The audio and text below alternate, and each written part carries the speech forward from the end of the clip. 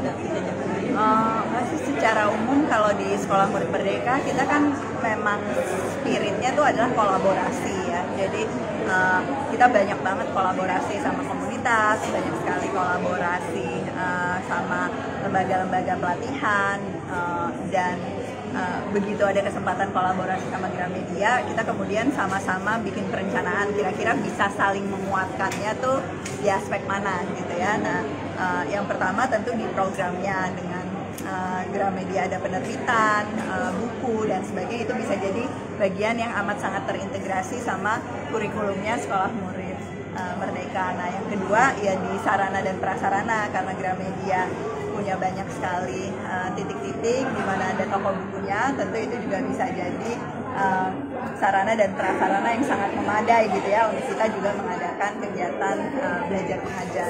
Jadi karena itu di kolaborasi awal ini kita coba mulai dengan membangun sekolah-sekolah di titik-titiknya ada toko buku Gramedia sekarang, tapi tentu karena ini sifatnya kolaborasinya jangka panjang, jadi masih banyak banget bidang-bidang kolaborasi lain yang insya Allah bisa kita eksplor juga gitu ya, sehingga memang kekuatan-kekuatan yang ada di grup Gramedia dengan kekuatannya Sekolah Murid Merdeka di aspek pedagogi gitu ya, di aspek integrasi digitalnya dan sebagainya, itu bisa benar-benar bersinergi dan ngasih pendidikan yang makin besar aksesnya, yang makin baik kualitasnya buat semua.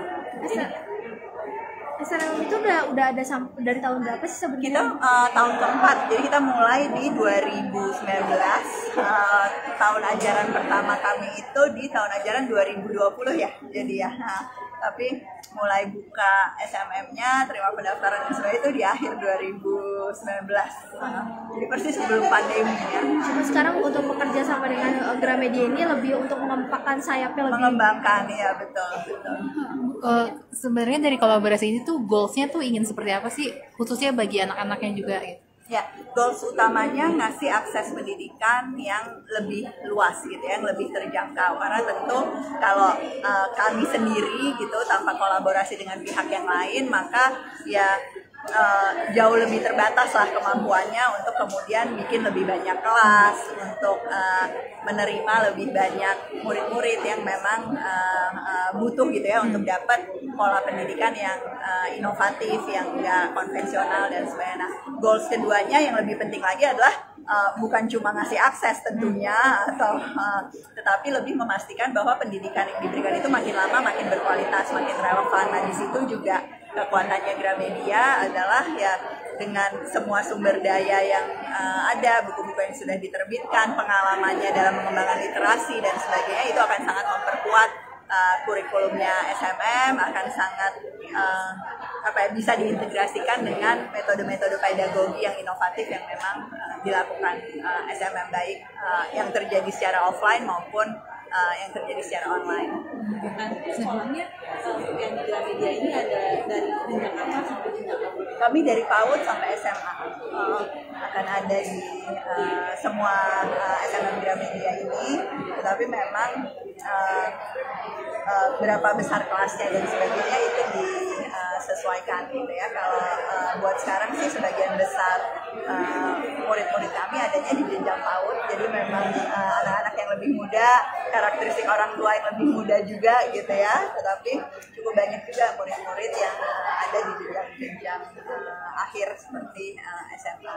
Tapi optimis ya, kan banyak orang mungkin berpandangan kok di toko buku ya apa nanti di mana mungkin ada kekhawatiran dan gimana optimismenya kalau nanti akan banyak murid yang datang ke sekolah. Iya, memang secara konsep Sekolah Murid Merdeka itu bukan sekolah yang super besar gitu ya. Jadi kita percaya sekali bahwa hub itu sebetulnya adalah tempat di mana anak belajar bersama-sama, kelas-kelasnya itu juga lintas jenjang usia gitu ya, dan semua sarana prasarana itu tidak harus ada di sekolah, tetapi memang memanfaatkan fasilitas sarana prasarana yang ada di lingkungan lingkungan di komunitas kita. Jadi kalau teman-teman berkunjung ke SMM Hub yang lain itu juga ya ada proses pembelajaran yang terjadi di hub, di kelas, tetapi kegiatan field trip itu juga banyak sekali di mana murid-murid kita ajak untuk kemudian belajar di dunia nyata, bukan hanya dibatasin oleh tembok kelas,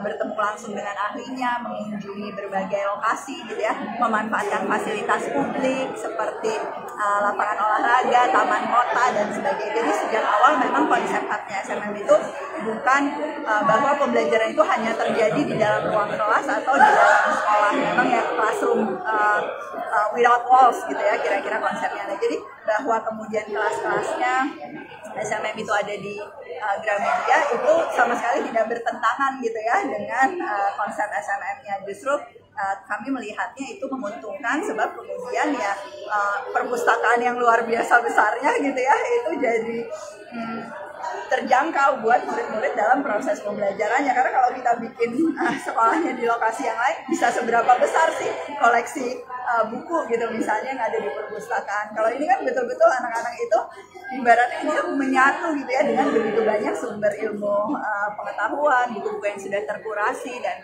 sebagainya. Memang berbeda mungkin dengan konsep sekolah gitu ya yang wah kelasnya ada 10, 20 terus ada satu ruangan perpustakaan. Kalau ini kan agak kebalik nih, jadi kayak perpustakaannya gede banget gitu. Terus kemudian kelasnya ya cuma beberapa kelas, tapi kita yakin itu justru bagian dari si proses pembelajaran yang inovatif. Justru itu kita bisa yakin bahwa paparan anak pada buku, kemampuan literasinya juga jadi semakin baik.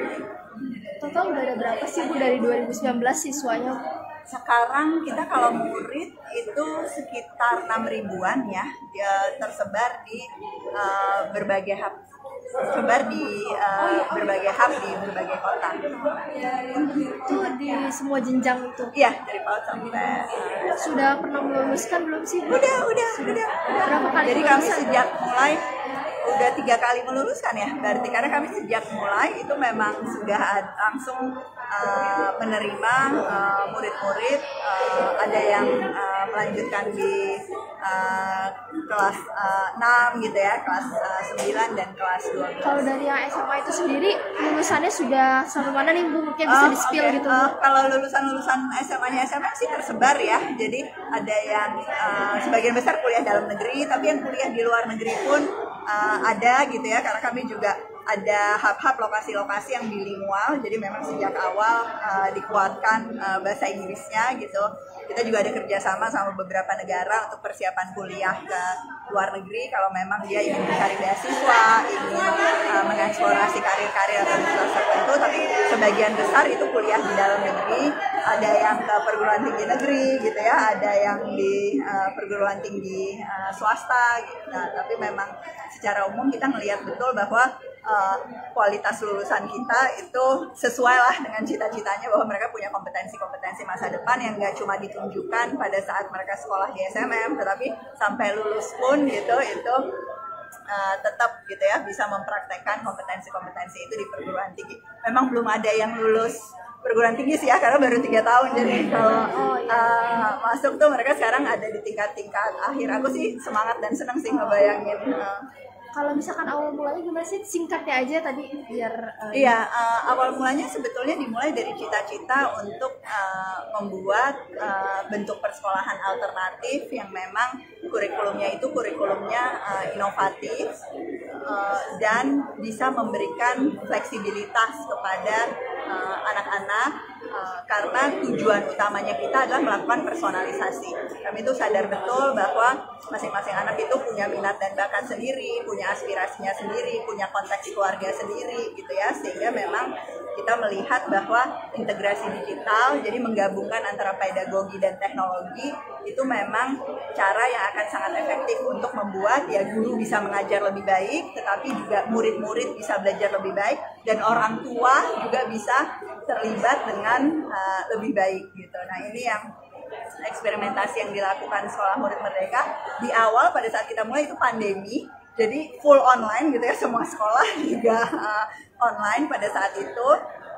Kita lihat bahwa kita alhamdulillah berhasil gitu menjalankan pembelajaran jarak jauh waktu itu ya, PJJ dengan baik. Tapi begitu masa pandemi berakhir, kami mulai membuka hub-hub untuk pertemuan-pertemuan tatap muka juga di berbagai lokasi di berbagai kota. Nah di situ kemudian kita bisa melihat bahwa blended learning ini ternyata betul-betul menyenangkan dan bermakna, karena dengan blended itu sebenarnya bukan cuma online dan offline gitu ya, tetapi ada materi-materi non digital gitu ya, project-project dan peralatannya, learning kit yang kita kirimkan ke rumah, ada pengalaman belajar di blended learning management systemnya SMM, terus kemudian ada juga proses pembelajaran itu yang interaktif gitu ya, ada gurunya, ada muridnya, ada juga pembelajaran yang hanya peer learning dengan sesama teman sebaya, ada yang anak harus belajar independen sendiri di rumah, atau proyek yang harus dilakukan bersama dengan orang tuanya. Jadi justru banyak cara-cara belajar yang mungkin selama ini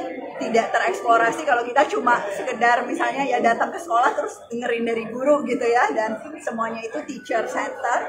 Tetapi karena kami sangat amat mementingkan student center di filosofinya, itu anak bisa menyesuaikan porsi-porsi pembelajaran itu dan jadi jauh lebih merdeka gitu ya untuk proses belajarnya, jadi jauh lebih merdeka untuk berkolaborasi dengan berbagai pihak. Dan kemudian ya karya-karyanya kita rutin bikin pameran karya seperti yang teman-teman lihat hari ini gitu di Gramedia. Itu kelihatan banget bahwa ya bisa menghasilkan karya-karya yang baik gitu ya, yang mendemonstrasikan kompetensinya. Membangun sekolah ini kan tidak mudah ya, pasti ada jatuh bangunnya. Ini gimana Mbak selama hampir 4 tahun membangun sekolah merdeka?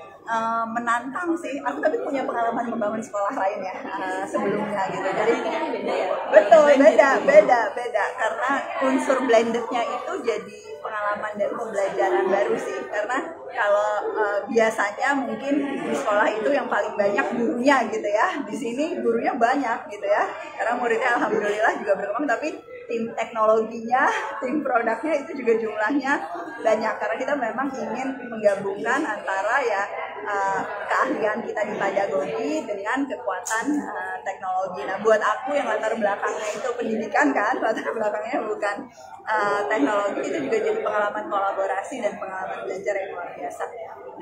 Untuk tahu sebenarnya apa sih yang efektif gitu ya di platform teknologi, konten-konten seperti apa yang bisa memang mendukung anak itu supaya yang nggak cuma sekedar nonton video pembelajaran gitu ya, tapi harus paham juga, dan proses belajarnya itu bisa selesai, bisa complete assessment juga.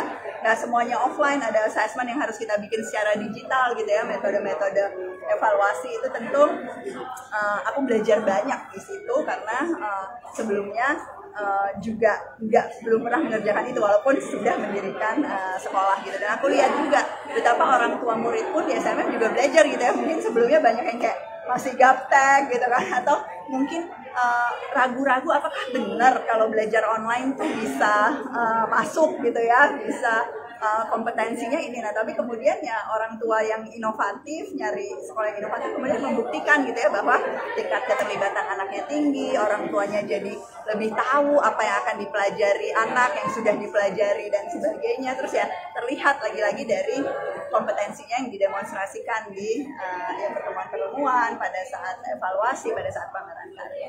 Tapi itu sempat ada kayak cibiran-cibiran nggak sih Mbak? Karena ini kan metodenya kalau yang sekolah konvensional itu selesai pandemi ya udah kita full offline ini di blend gitu. Kalau cibiran sih mungkin enggak ya, tapi yang mempertanyakan itu tentu ada gitu. Tapi saya selalu merasa ya kan kita tuh memilih bersekolah di mana gitu ya, itu kan sama seperti memilih rumah kedua untuk anak-anak kita. Jadi ya kita harus melihat sebenarnya tujuan pengasuhan kita itu apa gitu ya, dan kemudian kita melihat tujuan pendidikan yang ingin ditumbuhkan di sekolah itu apa, selaras apa enggak gitu ya. Jadi kalau memang ingin menumbuhkan kompetensi masa depan, hal-hal yang tadi kita sebutkan soal gimana anak berkomitmen, punya inovasi, berprinsip dan sebagainya. Terus kalau dalam konteks Gramedia ini punya literasi yang tinggi, kalau memang itu tujuan pengasuhan yang ingin dicapai oleh orang tua, maka ya tentu saja SMM adalah tempat yang cocok gitu ya untuk proses pendidikan. Karena pasti kan harus kerjasama nih antara rumah pertama dengan rumah kedua. Tapi kalau memang ternyata nggak sejalan cita-citanya atau merasa nggak sesuai dengan cara belajar mengajar, ya nggak apa-apa juga kan, maksudnya masing-masing punya pilihan dan tujuan yang berbeda-beda, tapi nggak perlu saling mencibir atau mempertanyakan pilihan yang lain. Yang aku yakin sih sebenarnya mempertanyakan itu penting sebagai orang tua. Ini cocok apa nggak buat anak saya, sejalan apa nggak, dan sebagainya. Dan itu juga bagian dari orang tua yang terus belajar dan bisa aktif. Bella boleh minta kontaknya? Boleh, aku di 0816. Terima kasih sudah menonton video ini. Jangan lupa subscribe dan aktifkan lonceng notifikasi supaya kamu nggak ketinggalan video terbaru dari Grit.